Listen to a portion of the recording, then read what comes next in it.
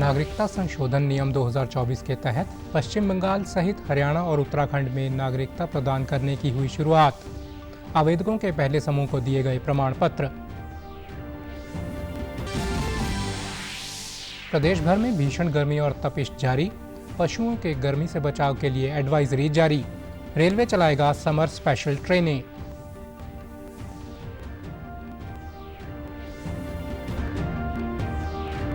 राज्यसभा सदस्य सुभाष बराला ने सभी 10 लोकसभा और करनाल विधानसभा सीट पर किया भाजपा की जीत का दावा। कहा, कम मतदान की करेंगे समीक्षा।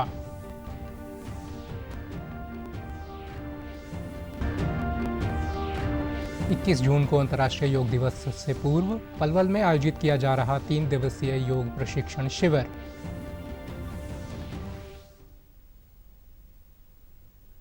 नमस्कार, मैं चंदन शर्मा। अब समाचार विस्तार से। पश्चिम बंगाल में नागरिकता संशोधन अधिनियम 2024 के तहत नागरिकता प्रमाण पत्र देने की प्रक्रिया अब शुरू हो गई है और इसके तहत राज्य से प्राप्त आवेदकों के पहले समूह को कल पश्चिम बंगाल राज्य की अधिकार प्राप्त समिति द्वारा नागरिकता प्रदान की गई।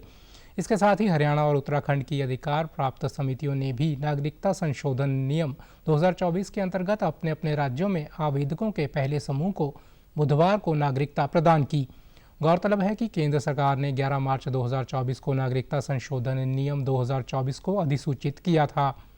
नियमों में आवेदन करने के तरीके आवेदन को जिला स्तरीय समिति और राज्य स्तरीय अधिकार प्राप्त समिति द्वारा जांच के बाद नागरिकता प्रदान करने के तरीके निर्धारित किए गए हैं। आवेदनों की जांच पूरी तरह से ऑनलाइन पोर्टल के माध्यम से की जाती है। इन नियमों के तहत पाकिस्तान, बांग्लादेश और अफगानिस्तान से आए हिंदू, सिख, जैन, बौद्ध, पारसी और ईसाई समुदायों से संबंधित व्यक्तियों से आवेदन प्राप्त हुए हैं जिन्होंने धर्म के आधार पर उत्पीड़न या ऐसे उत्पीड़न के डर से 31 दिसंबर 2014 से तक भारत में प्रवेश कर लिया था। भाजपा के राज्यसभा सदस्य सुभाष बराला ने कल रोहतक में एक प्रेस वार्ता की। इस दौरान उन्होंने कांग्रेस को निशाने पर लेते हुए कहा कि लोकसभा चुनाव में कांग्रेस सही ढंग से अभियान तक नहीं चला पाई। कांग्रेस ने सिर्फ केंद्र व राज्य सरकार के खिलाफ दुष्प्रचार करने का काम किया। एक सवाल के जवाब में उन्होंने कहा कि कांग्रेस पहले ईवीएम पर सवाल उठा चुकी है, जबकि ईवीएम में किसी प्रकार की गड़बड़ी नहीं हो सकती। उन्होंने कहा कि इंडी गठबंधन के पास प्रधानमंत्री का कोई चेहरा नहीं है। पूर्व मुख्यमंत्री अपने बेटे दीपेंद्र हुड्डा को मुख्यमंत्री बनाने की कोशिश में लगे हुए हैं। राज्यसभा सदस्य ने कहा कि भाजपा कार्यकर्ताओं ने बूथ प्रबंधन से लेकर चुनाव प्रचार में बेहतर ढंग से काम किया। प्रधानमंत्री नरेंद्र मोदी के नेतृत्व में देश और प्रदेश की अर्थव्यवस्था मजबूत हुई। यही वजह है कि भाजपा प्रदेश की सभी 10 लोकसभा और करनाल विधानसभा की सीट पर जीत हासिल करेगी। उन्होंने कहा कि पिछली बार की अपेक्षा कम मतदान भी समीक्षा का विषय है।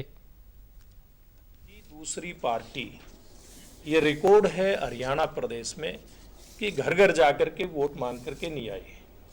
मैं कहता था कि हमारे एक नरेंद्र मोदी जी स्टार प्रचारक है और हमारे बूथ के अध्यक्ष स्टार प्रचारक हैं।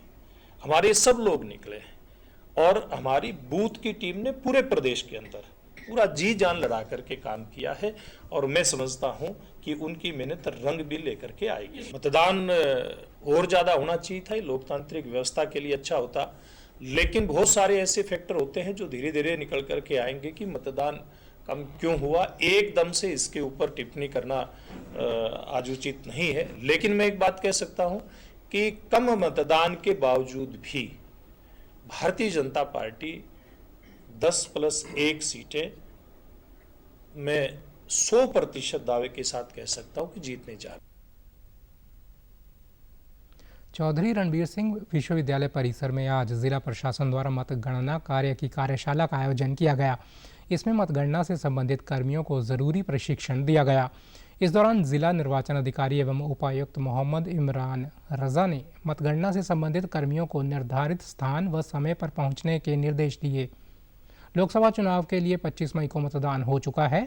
मतों की गणना में नियुक्त कर्मियों का प्रथम रैंडमाइजेशन का कार्य भी 28 मई को किया जा चुका है। मतों की गणना के लिए 14 टेबल लगाई जाएंगी। जुलाना विधानसभा के मतों की गणना 15 राउंड में, जींद व सफीदों की 14 राउंड में, उचाना व नरवाना क्षेत्रों के मतों की गणना 16-16 राउंड में होगी। जिला राजस्व अधिकारी एवं मतगणना प्रशिक्षण के जिला नोडल अधिकारी राजकुमार ने बताया कि कार्यशाला में मतों की गणना के बारे में कर्मियों को भारत निर्वाचन आयोग द्वारा दी गई हिदायतों की बारीकी से जानकारी दी गई है।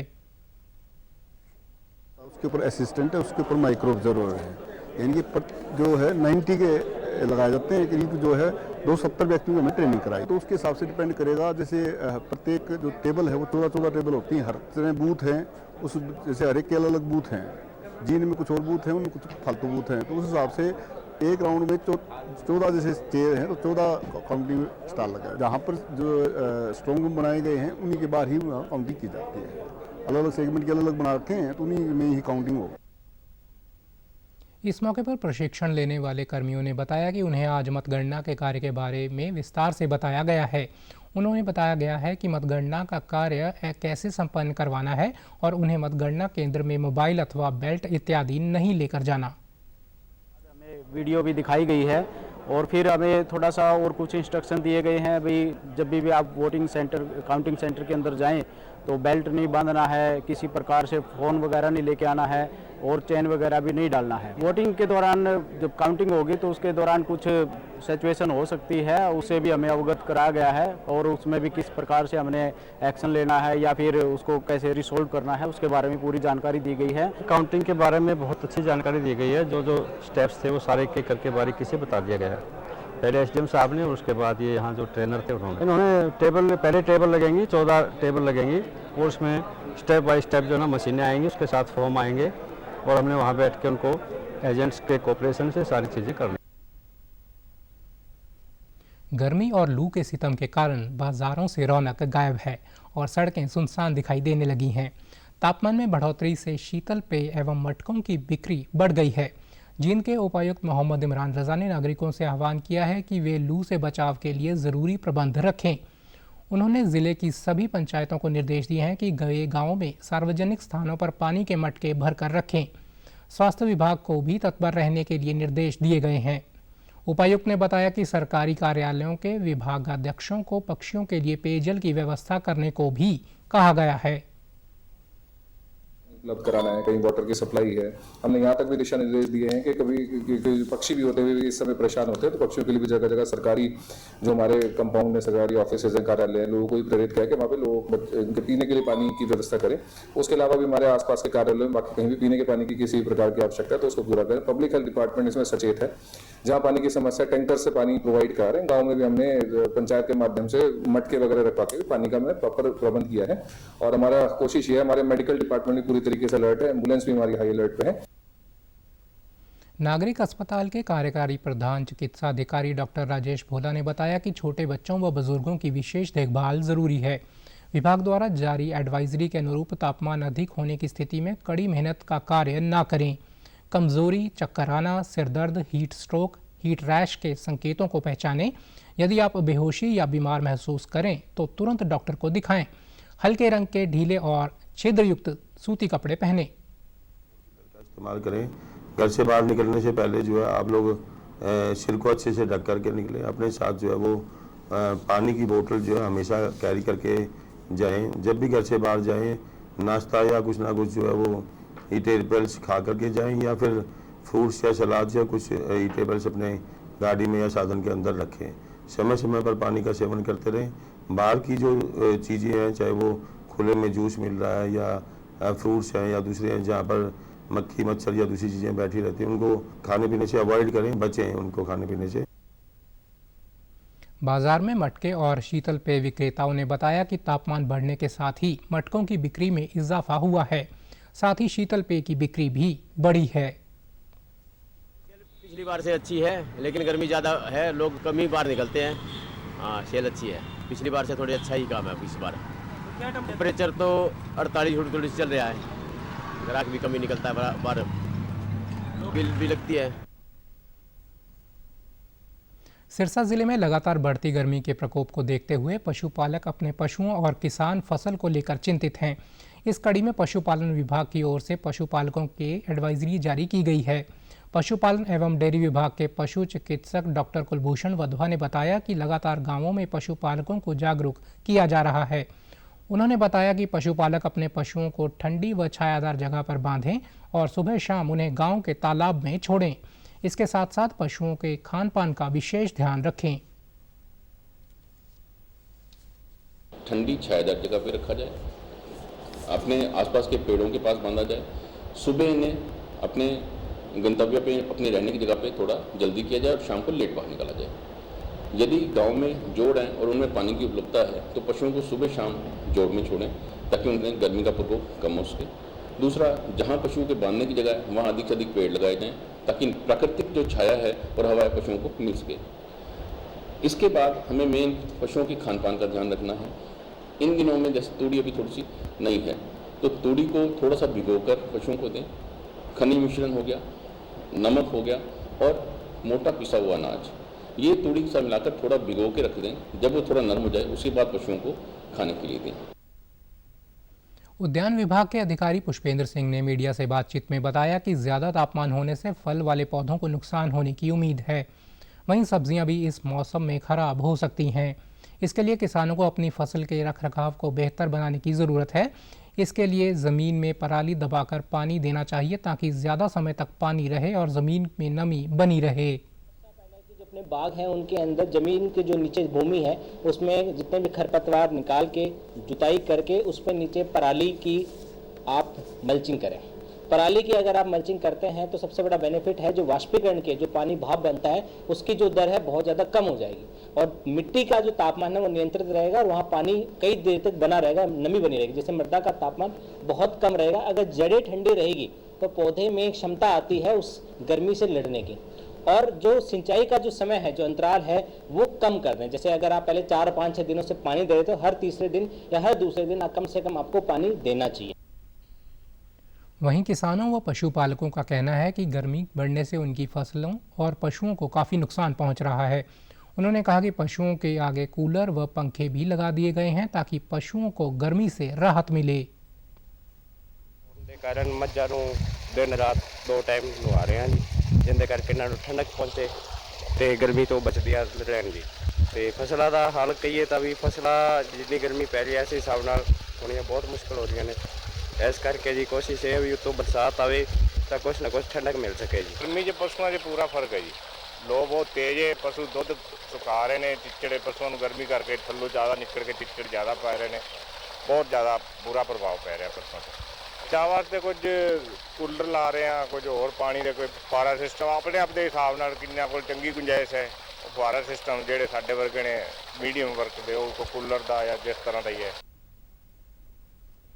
प्रदेश में पिछले 18 दिनों से लगातार पड़ रही भीषण गर्मी से आम जनजीवन अस्त व्यस्त हो गया है। लू के कारण लोगों का घरों से निकलना मुश्किल हो गया है। कृषि विज्ञान केंद्र के मुख्य वैज्ञानिक डॉक्टर रमेश वर्मा ने कहा कि पिछले कई दिनों से काफ़ी तेज़ धूप होने से गर्मी का भारी प्रकोप हो रहा है, जिससे खेतों में बेल वाली सब्जियां जैसे खरबूजा, तरबूज, टिंडा इत्यादि के पत्ते जलने लगे हैं।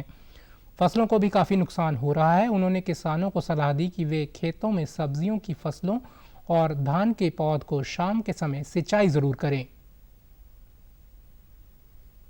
आने वाले 1-2 दिनों में मौसम वैज्ञानिकों का अनुमान है कि पूरे हरियाणा में खासकर कैथल डिस्ट्रिक्ट में भी हल्की बूंदाबांदी हो सकती है, जिससे तापमान में कुछ गिरावट की संभावना है और इस गर्मी से हमें राहत मिलेगी।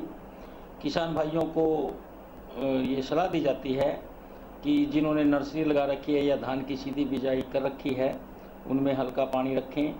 खासकर जो सब्जियों हैं, बेल वाली सब्जियां हैं जो किसानों के खेतों में लगी हुई हैं, उनमें हल्का पानी देकर रखें। कैथल के डिप्टी सिविल सर्जन डॉक्टर विकास धवन ने कहा कि अत्याधिक गर्मी के चलते स्वास्थ्य विभाग ने हीट वेव से बचाव व लू से बचाव की एडवाइजरी जारी की है। उन्होंने कहा कि सभी PHC और CHC में ORS कॉर्नर बनाए गए हैं। लू से प्रभावित मरीजों के लिए अलग से वार्ड बनाया गया है, जिसके लिए डॉक्टर्स व पैरामेडिकल टीम तैनात है। उन्होंने कहा कि गर्मी वाले समय में विशेषकर दोपहर 12 से 3 बजे के मध्य सूर्य की सीधी धूप में जाने से बचें। बाजार में जंक फूड, कटे और गले सड़े फल और बासी व्यंजन खाने से बचें। हमेशा अपने साथ रखें। ढीले और हल्के रंग के कपड़े डाल लें, क्योंकि अगर गहरे रंग के कपड़े डालते हैं तो वो सूर्य को गर्मी को अपनी तरफ ज़्यादा अट्रैक्ट करता है, तो उससे गर्मी ज़्यादा लगती है। बाहर की चीज़ों का सेवन कम से कम लें, क्योंकि गर्मी के अंदर बाहर की चीज़ें जल्दी खराब हो जाती हैं और उसमें पेट की इन्फेक्शन के चांसेस ज़्यादा रहते हैं। अगर उल्टियाँ या दस्त लग जाएं आपको, तो आप ORS जो कि केमिस्ट शॉप पे आसानी से मिल जाता है, उसका सेवन करें। अगर वो आप नहीं ले पाते तो चीनी और नमक का घोल बना के उसका सेवन करें। लू लगने पे लक्षण होते हैं उल्टियाँ और दस्त लगना, उसका अगर लू लग जाए तो फिर डॉक्टर को सिविल अस्पताल के अंदर पूरी सुविधा है। कैथल के जूस विक्रेता ने कहा कि भीषण गर्मी में लोग प्यास बुझाने के लिए बार बार जूस, कोल्ड ड्रिंक और ठंडे पानी की बोतलें लेते हैं। कई युवाओं और नागरिकों ने कहा कि वे किसी ज़रूरी काम से कैथल आए थे, लेकिन यहां सुबह से पड़ रही भीषण गर्मी के कारण उनका जीना दूभर हो गया है। यहाँ पे गर्मी का बहुत बुरा हाल है। आते जाते सभी को हम पानी भी पूछ लेते हैं। ये नहीं कही कि जरूरी नहीं है कि 20 रुपये वाली बोतल देनी है, वैसे भी पूछ लेते हैं। गर्मी का बहुत बुरा हाल है। इतनी गरम गरम लू हवा चल रही है, लू चल रही है, ये इससे तो बिल्कुल बीमार होने वाले साधन हैं। बाकी कुछ इतनी गर्मी की वजह से ना लोग बहुत परेशान हुए हैं। तो घर से चलते हैं तो पानी की बोतल भी साथ में लेके चलना पड़ता है, तो जगह जगह पे पानी भी देखना पड़ता है कि कहीं मिलेगा नहीं मिलेगा। पानी की व्यवस्था भी बहुत सारी जगह पे नहीं मिलती है हमको, तो ये अच्छा रहेगा कि पानी की व्यवस्था हो जाए कहीं ना कहीं पे, वाटर कूलर हो जाए। यहाँ पे शहर में आने के बाद तो जूस पी लिया और कुछ कर लिया, ये करना पड़ता है। तो गर्मी बहुत है, टेम्परेचर बहुत 50 के आसपास गया हुआ है। रेलवे ने गर्मियों की छुट्टियों को देखते हुए टूरिस्ट प्लेसेस के लिए समर स्पेशल ट्रेनें चलाने की तैयारी कर ली है। इन नई ट्रेनों के साथ ही अन्य ट्रेनों के कोच भी बढ़ाए जा रहे हैं। गर्मियों की छुट्टियों में लोग घूमना पसंद करते हैं और ज़्यादातर ट्रेनों में सफ़र करते हैं। अंबाला मंडल के वरिष्ठ DCM नवीन कुमार ने बताया कि रेलवे द्वारा पुख्ता इंतजाम किए जा रहे हैं। टूरिस्ट प्लेसेस के लिए समर स्पेशल ट्रेनें चलाने की तैयारी है। कुछ की घोषणा हो गई है, कुछ ट्रेनें प्रपोजल के लिए गई हैं। गर्मियों को देखते हुए यात्रियों के लिए पानी और कैटरिंग की व्यवस्था को दुरुस्त किया गया है। यात्रियों को टिकट बुकिंग या रिफंड में परेशानी ना हो, उसके लिए डिजिटल पेमेंट की भी व्यवस्था की गई है। अलग अलग स्तर की तैयारियां हैं। जैसे जो लंबी दूरी की ट्रेनें हैं, उसमें जिन ट्रेनों में कोच ऑगमेंटेशन फिजिबल है, उसमें हम कोचों की संख्या बढ़ा रहे हैं। कुछ ईस्ट बाउंड और जो टूरिस्ट प्लेसेस हैं, उनके लिए हम समर स्पेशल ट्रेनें चला रहे हैं। कुछ ट्रेनें अनाउंस हो गई हैं, कुछ ट्रेनें अभी प्रपोजल गई हैं और वो भी अनाउंस हो जाएंगी। इसके अलावा यात्रियों की सुविधा के लिए अभी गर्मियों में जैसे स्टेशंस पे पानी की व्यवस्था है, कैटरिंग की व्यवस्था है, इन व्यवस्थाओं को दुरुस्त किया गया है। साथ ही स्पेशल काउंटर्स जो हैं टिकटिंग के लिए, उसकी भी व्यवस्था की गई है। इसके अलावा यात्रियों को टिकट बुकिंग में या रिफंड में, खास करके जनरल क्लास में, उसमें परेशानी ना हो, इसके लिए हमने वहाँ पे डिजिटल पेमेंट जो है UPI के माध्यम से इनकी भी व्यवस्था करी। गर्मी बढ़ने के साथ ही नूंह जिले में अधिकांश तालाब सूख गए हैं।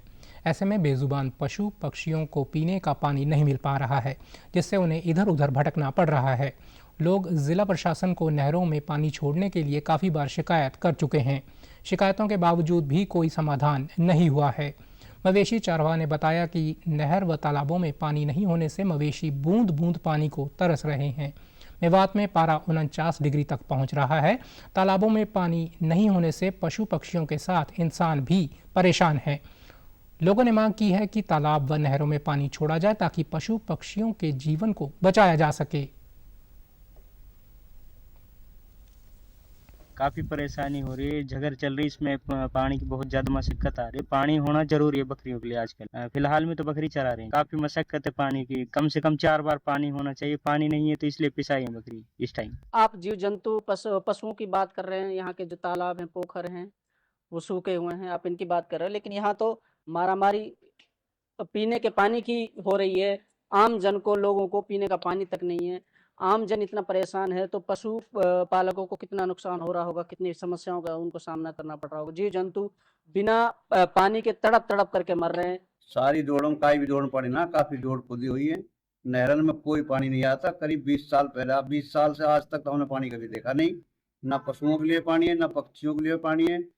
ना ही पीने के लिए पानी है। इतनी बगैर पानी के सारी परेशानी है, ना फसल हो सके, ना भैंस पानी पी सके, ना कोई भी काम ना हो सके। पानी तो सबसे बड़ी समस्या है। फरीदाबाद में गर्मी और लू जहां लोगों को झुलसा रही है, वहीं कई लोग डिहाइड्रेशन का भी शिकार हो रहे हैं। डॉक्टर्स भी इस गर्मी को दिल के मरीजों के लिए घातक बता रहे हैं और सतर्क रहने की सलाह दे रहे हैं। सिविल अस्पताल में पीपीपी की तर्ज पर बने सेंटर की हृदय रोग विशेषज्ञ डॉक्टर गुंजन गर्ग का कहना है कि लू के कारण दिल के मरीजों की संख्या बढ़ गई है। जब तापमान बढ़ता है तो बॉडी पर स्ट्रेस पड़ता है और हार्ट को अतिरिक्त काम करना पड़ता है, इसलिए उसकी ऑक्सीजन आवश्यकता भी बढ़ती है, जिससे दिल की नसें सिकुड़ जाती हैं। इस कारण हार्ट अटैक का खतरा बढ़ जाता है। डॉक्टर गुंजन ने बताया कि पिछले साल के मुकाबले इस साल हार्ट अटैक के मामले बढ़े हैं। ऐसे में लोगों को सतर्क रहना चाहिए। कोशिश करनी चाहिए कि ऐसे लोग ठंडे माहौल में रहें, गर्मी में बिल्कुल बाहर नहीं निकलें और दवाइयाँ टाइम से लें। उन्होंने कहा कि एनर्जी ड्रिंक नहीं पीना चाहिए क्योंकि इसको पीने से हार्ट को ज़्यादा काम करना पड़ता है। उन्होंने कोल्ड ड्रिंक पीने की भी मनाही की।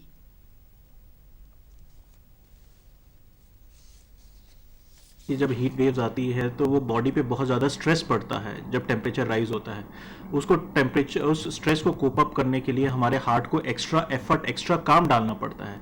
जब एक्स्ट्रा काम डालना पड़ता है तो उसकी ऑक्सीजन रिक्वायरमेंट इंक्रीज होती है, उसमें ब्लड फ्लो इंक्रीज होता है।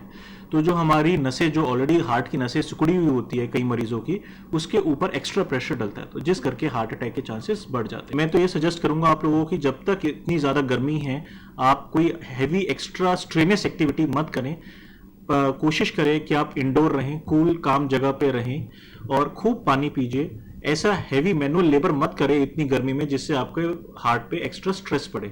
और जो हार्ट के ऑलरेडी मरीज हैं उनको तो ज़्यादा सावधानी बरतनी है, अपनी दवाइयाँ रेगुलरली लेते रहें और बिल्कुल इन गर्मियों में बाहर मत निकलें जब तक टेम्परेचर कम ना हो। आज हिंदी पत्रकारिता दिवस है। हिंदी पत्रकारिता की यात्रा 30 मई 1826 को पंडित जुगल किशोर शुक्ल द्वारा शुरू किए गए प्रथम हिंदी समाचार पत्र उदंत मार्तंड के प्रकाशन से प्रारंभ हुई। यह दिन सत्य और साहस के साथ जन कल्याण के उद्देश्य से कार्य करने वाले हिंदी पत्रकारों के विशेष योगदान को समर्पित है।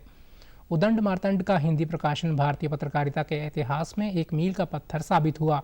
समाचार पत्र से भारत में पत्रकारिता के एक नए युग की शुरुआत हुई और बाद में समाज और संस्कृति के बीच इस पर बड़ा प्रभाव पड़ा। इससे पत्रकारिता के बारे में लोगों की जागरूकता बढ़ी और नागरिकों को सही जानकारी प्रदान करने में हिंदी समाचार पत्रों का महत्व बढ़ा। 21 जून को होने वाले 10वें अंतर्राष्ट्रीय योग दिवस के उपलक्ष्य में आयुष विभाग ने पलवल में आगरा चौक पर स्थित राजकीय वरिष्ठ माध्यमिक विद्यालय में 3 दिवसीय योग प्रशिक्षण शिविर का शुभारंभ किया। आयुष विभाग पलवल एवं हरियाणा योग आयोग के मार्गदर्शन में हुए इस 3 दिवसीय योग प्रशिक्षण शिविर में आचार्य रामजीत एवं शिष्यों द्वारा योग प्रशिक्षण दिया गया। इस वर्ष डॉक्टर प्रवीण गोयल को नोडल अधिकारी, डॉक्टर इरफान एवं डॉक्टर सूरजभान को कोऑर्डिनेटर बनाया गया। योग शिविर के पहले दिन पतंजलि योग समिति पलवल से जगदीश, जिला योगासन एवं स्पोर्ट्स एसोसिएशन पलवल से गुरमेश, योगाचार्य व अन्य पदाधिकारी जिले के सभी स्कूलों से आए शारीरिक विज्ञान के प्रवक्ता, डीपीआई, पीटीआई अध्यापकों ने सामान्य योग अभ्यास किया।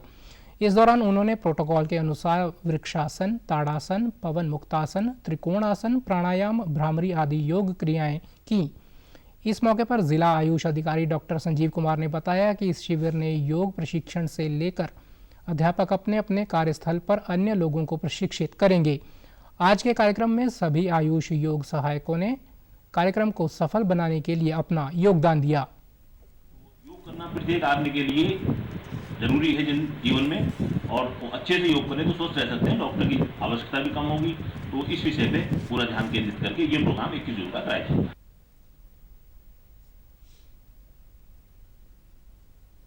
पलवल के दुधौला स्थित श्री विश्वकर्मा कौशल विश्वविद्यालय ने रोजगार परक 6 नए प्रोग्राम लॉन्च किए हैं। BSc in yoga and spirituality science देश में एक अनोखा प्रोग्राम होगा। इसके साथ ही कम पढ़े लिखे युवाओं को इंडस्ट्री से जोड़ने के लिए दर्जन भर नई शॉर्ट टर्म प्रोग्राम मंगलवार को लॉन्च किए गए। इस मौके पर कुलपति डॉक्टर राज नेहरू ने एडमिशन कैंपेन के लिए एक रोबोट को भी लॉन्च किया। उन्होंने बताया कि ये robot skill department of computer science and IT की चेयरपर्सन प्रोफेसर उषा बत्रा के मार्गदर्शन में विद्यार्थियों ने बनाया है।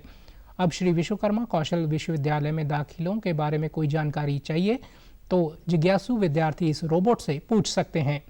इसे वेबसाइट से भी लिंक किया गया है। उन्होंने बताया कि एंटरप्रेन्योरशिप को बढ़ावा देने के लिए सिडबी के सहयोग से सुपर 30 प्रोग्राम शुरू किया गया है। परंतु इस तकनीक को एडमिशन्स के अंदर कैसे इस्तेमाल किया जाए, जैसे आज बच्चे ढूंढते हैं कि मुझे एडमिशन में किस प्रोग्राम में क्या आवश्यकता है, क्या फीस है, क्या कोर्स का सिलेबस है, ये सारी चीजें जानने के लिए वो विश्वविद्यालय में जाते हैं। लेकिन हमारे बच्चों ने एक ऐसा प्रोजेक्ट बनाया जहाँ पे ये एक रोबोट जो है ये ऐसी तकनीक से लैस है कि ये बच्चों के साथ बातचीत कर सकता है, और इसी तकनीक को प्लेटफॉर्म हमारे वेबसाइट पे भी लेके गए हैं जहां बच्चे टाइपिंग से, मैसेजिंग से और टेक्सटिंग से इसके साथ चर्चा कर सकते हैं और सारी इंफॉर्मेशन ले सकते हैं। इस दौरान प्रोफेसर उषा बत्रा के नेतृत्व में विद्यार्थियों ने इस रोबोट की कुशलता और कार्यशैली का प्रदर्शन किया। रोबोट ने श्री विश्वकर्मा विश्वविद्यालय के बारे में पूछे गए सवालों के त्वरित उत्तर दिए। कुलपति ने रोबोट बनाने वाले विद्यार्थी अमन, कृष्ण, कुणाल, इंद्रजीत और निशांत की पीठ थपथपाई।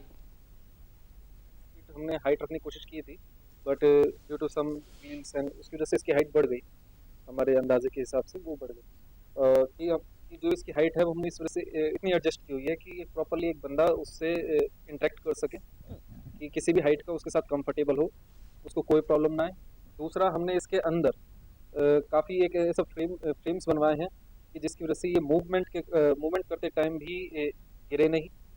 और जो ये मोटर्स हैं आप देख रहे होंगे, इसमें हमने पहले टायर्स लगे हुए थे वो रिमूव किए हैं, प्रॉपर प्लास्टिक का इस्तेमाल किया है। क्योंकि इसमें हमने फ्रिक्शन की वजह से इसकी मूवमेंट।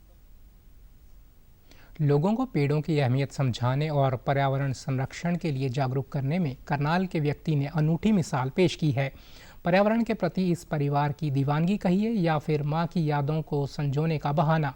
विशाल शर्मा के परिवार ने घर में माँ के हाथों से लगाए एक आम के पेड़ को बचाने के लिए अपने नए बन रहे घर के लिए पेड़ काटने के बजाय अपनी छत को काटना ही बेहतर समझा।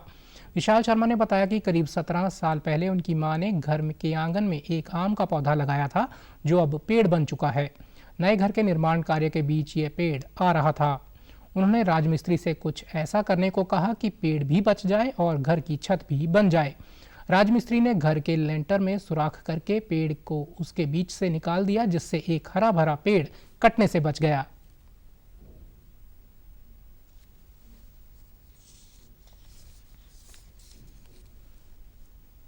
देखिए, खुशी तो बहुत ज़्यादा है कि पेड़ को बचाया है। एक मेरी माता जी की निशानी है जो हमारे साथ है, इसे देखकर हमें रोज़ माता जी की याद भी करते हैं। दूसरा, जिस तरह से आज आप टेम्परेचर देख रहे हो 45 से 47 डिग्री जाता है, तो लोग पढ़ते तो हैं फेसबुक पे, ट्विटर पढ़ते हैं कि रोज़ एक वृक्ष लगाओ, पर कोई लगाता नहीं है, पढ़ते हैं और उसको आगे निकाल देते हैं। मेरी सबसे यही प्रार्थना है, रिक्वेस्ट है कि कृपया करके अपने घर में सिर्फ 1 फुट जगह निकाल के भी अगर आप एक पेड़ भी लगाता है, घर लगाता है। इस बारे में विशाल की पत्नी मोनिका शर्मा ने बताया कि हमने जब मकान बनाया तो सबने कहा कि इससे मकान का डिज़ाइन खराब हो जाएगा, लेकिन आज जब हमने इस पेड़ को बचा लिया है तो सब लोग इसे बड़े ही गौर से देखते हैं। ये देखकर हमें बहुत अच्छा लगता है। उन्होंने कहा कि ये पेड़ हमें छाया ही नहीं बल्कि फल भी देता है और इस पर हर साल करीब 1.5 क्विंटल से ज़्यादा आम लगते हैं। इतना ही नहीं, इस पेड़ से उनके घर का तापमान भी 2 से 3 डिग्री कम रहता है। उन्होंने लोगों से अधिक पेड़ लगाने की अपील की। और मेरी मदर इन लॉ की हेल्प से उन्होंने ये लगाया, तो हम नहीं चाहते थे कि हम इसको काटें। ये एक बच्चों का प्यार, मदर इन लॉ की एक आशीर्वाद है जो हमने इसको अब तक रखा हुआ है। ऐसा नहीं था कि हर किसी को होता है अपने घर की बिल्डिंग को सुंदर बनाना है और अच्छी होनी चाहिए, पेड़ को काट दें। तो बट हमें नहीं लगा, हमें लगा कि हम चाहे जैसा मर्जी हमारा मकान बन जाए, चाहे कुछ भी कंस्ट्रक्शन में आर्किटेक्ट को बुलाया गया, उसने भी बोला कि बहुत ज़्यादा प्रॉब्लम आएगी, लेकिन हमने कहा नहीं, हमें ये चाहिए तो हमें ये चाहिए, हमें लगाना ही है। जिला वन अधिकारी जय कुमार ने विशाल शर्मा की इस अनोखी पहल की सराहना करते हुए कहा कि अन्य लोगों को भी इससे सीख लेनी चाहिए। उन्होंने कहा कि पेड़ हमारे जीवन दाता हैं, हमें इन्हें काटने की बजाय इनका संरक्षण करना चाहिए। ये बहुत सराहनीय काम है, उन्होंने इसको प्रोटेक्ट किया है एक आम के पेड़ को, और अपनी छत में से भी उसको जगह दी है उस पेड़ को। और इसी तरह के वो प्रोत्साहन करने के लिए हम एक प्राणवायु देवता स्कीम हमने चलाई है, और करनाल में 112 बेनिफिशरी हैं जिन्होंने बड़ पीपल, पिलखंड और ये जो एंशियंट ट्रीज हैं इनको प्रिजर्व किया हुआ है, और उनको 2750 रुपये पर ईयर हम उनको पेंशन दे रहे हैं 112 लोगों को। अब जो पेड़ छोटे हैं पिछले बार, तो उनकी इस वर्ष हम पेंशन में इंक्लूड करेंगे उनको, और इनको हम ताकि प्रोत्साहन दिया जा सके और पुराने पेड़ों को बचाया जा सके। समाचारों में आज इतना ही। नमस्कार।